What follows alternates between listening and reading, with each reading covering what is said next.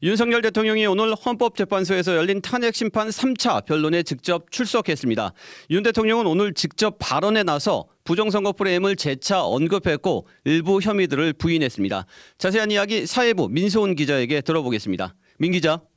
네, 헌법재판소입니다. 네, 윤 대통령이 오늘 헌재에 처음으로 모습을 드러냈죠? 네, 윤 대통령을 태운 법무부 호송 차량은 오늘 오후 12시 50분쯤 경기 의왕시에 있는 서울구치소에서 출발해 오후 1시 12분쯤 헌재에 도착했습니다. 윤 대통령은 별도 공간에서 대기하다 오후 1시 58분쯤 헌재 대신 판정에 출석하며 모습을 드러냈는데요. 수의 대신 빨간 넥타이에 남색 정장을 입은 모습입니다. 윤 대통령은 자리에 앉아 말없이 정면을 응시하거나 방청석을 쳐다보며 재판이 시작되기를 기다렸습니다. 이후 문향배 헌법재판소장 권한대행을 비롯한 재판관들이 입장하면서 재판이 시작됐는데요.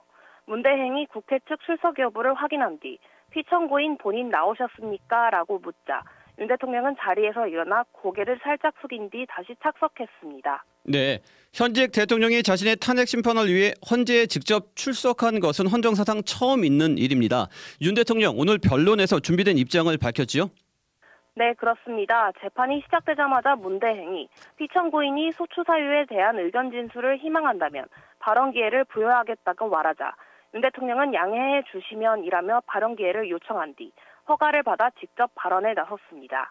윤 대통령은 자신의 탄핵 심판 사건으로 고생하게 해서 재판관들께 송구스러운 마음이라며 본인은 자유민주주의라는 신념 하나를 확고히 가지고 살아온 사람이라고 강조했습니다. 그러면서 헌재도 이러한 헌법 수호를 위해 존재하는 기관인 만큼 재판관들께서 잘 살펴주시길 부탁드린다고 덧붙였습니다. 이후 문 대행이 윤 대통령에게 국가비상입법기구 관련 예산을 편성하라는 쪽지를 기획재정부 장관에게 준 적이 있냐, 이진우 사령관 등에게 국회의원들을 끌어내리라고 지시한 적이 있냐고 묻자 모두 아니라고 대답했습니다. 군 투입에 대해서도 계엄 해제 결의 이후 바로 군을 철수시켰다는 점을 강조했습니다. 네, 비상계엄 목적 중 하나로 부정선거 의혹이 있었다고 윤 대통령 측이 계속 주장을 해왔는데요. 윤 대통령이 오늘 부정선거 의혹에 대한 입장도 내놨습니까? 네, 윤 대통령은 부정선거 프레임을 재차 강조했는데요. 이미 계엄 선포 전에 선거 공정성에 대해 의문이 드는 점이 많이 있었기에 사실관계를 확인할 필요가 있었다는 겁니다. 윤석열 대통령의 발언 직접 들어보시죠. 저희가 무슨 선거가 전부 부정이어서 믿을 수 없다 하는 그런 음모론을 제기하는 것이 아니라 팩트를 확인하자는 그런 차원이었다는 점을 이해해 주시기 바랍니다. 네, 부정선거 의혹이 또 나온 건데 이에 대해 윤 대통령 측 대리인단과 국회 측 대리인단 입장은 어땠습니까? 네, 윤 대통령 측 대리인들도 윤 대통령과 마찬가지로 부정선거 의혹을 이번에도 꺼내들었습니다. 투표지 위조 가능성 등을 제기한 윤 대통령 측은 부정선거 의혹이 있음에도 제도적으로 해결되지 않아 국가 비상 상황이 초래됐다고 주장한 겁니다. 그러면서 터무니없는 탄핵 소추라며 오히려 거대 야당이 횡포를 부리며 탄핵 소추를 남발한 것이 문제라고 맞섰습니다. 반면 국회 측은 윤 대통령 측의 부정선거 주장은 아무런 근거가 없을 뿐만 아니라 이번 탄핵 심판 사건의 쟁점이 아니라고 반박했습니다.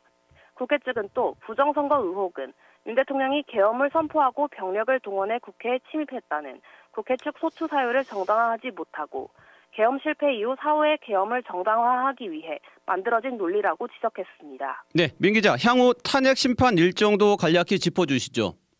네, 이틀 후 4차 변론에선 김영현 전 국방부 장관 증인신문을 시작으로 본격적인 증인신문이 시작됩니다. 같은 날 오후 4시에는 조지호 경찰청장, 다음 달 4일에는 이진우 수도방위사령관, 여인영 방첩사령관, 홍장원 전 국가정보원 1차장 등에 대한 증인신문이 예정돼 있습니다. 다음 달 6일에는 곽종근 특전사령관 등에 대한 증인신문이 예정돼 있고 닷새 뒤인 11일에는 이상민 전 행정안전부 장관 증인신문이 진행될 예정입니다.